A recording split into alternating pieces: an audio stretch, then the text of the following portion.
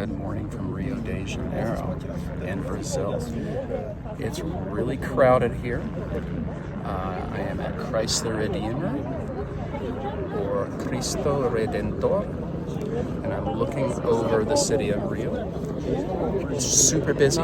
Can't turn the camera around to show you the site, but I'm going to hit pause and then we'll do that a little bit further away. Still super busy here.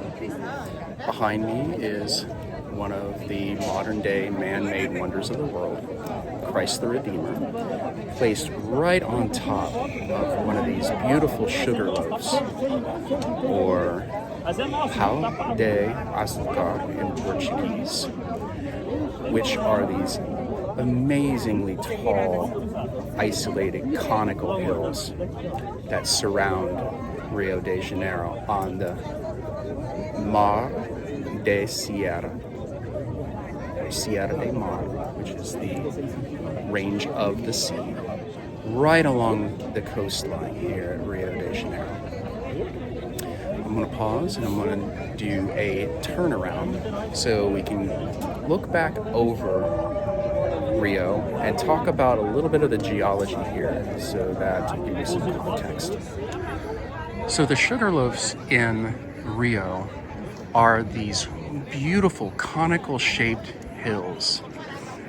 Where we are standing is more than 2,000 feet above sea level. The iconic Sugarloaf that guards the entrance to the bay is in the distance, and we see the large bay with the city of Rio de Janeiro. These Sugarloaves are very beautiful, and they're also an iconic landscape known all around the world from Brazil. They are composed of a Augean gneiss, which is a metamorphic rock that has very large crystals. Those crystals are feldspathic, largely potassium feldspar, and the metamorphism that has happened has created these eye-like structures, or in German, Augeans, which are related to the stretching of the crystals into eye-like shapes. That was first described by Charles Darwin in 1832 as he sailed on the HMS Beagle. So as long back as Darwin, this landscape has been internationally known and was even, of course, described by colonists in the 1500s that first settled Rio as colonists. The origin of these Sugarloaves is really pretty cool. They are related to the construction of the supercontinent Rodinia, which is Proterozoic, long before Gondwana and Pangaea, so the supercontinent before the last supercontinent, way back before the Cambrian explosion, where we have fossil life.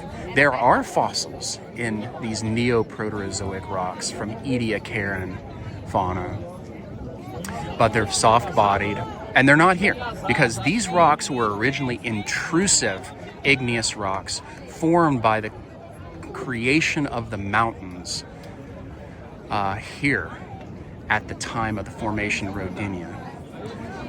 Just like the intrusives that we see in modern day Yosemite National Park in the Sierra Nevadas of California. What happened to create the Sugarloaves we see today is the splitting of that supercontinent at the end of the Neoproterozoic and the metamorphism that happened subsequent to that. The fracturing of those rocks multiple times as the supercontinent divided, and then Gondwana/Pangaea formed, and then it divided, created fractures that in this tropical landscape have allowed water and salt to percolate and erode, causing exfoliation and rounding of these into conical towers. We know that this was connected to the initial formation of the Atlantic Ocean because in places you can find Permian and Triassic age basalt dikes that are injected into this Aegean gneiss. So wonderful, beautiful landscape, iconic and internationally known as a UNESCO World Heritage Site. On my bucket list of life places to go. Super excited to be here. Thank you for listening.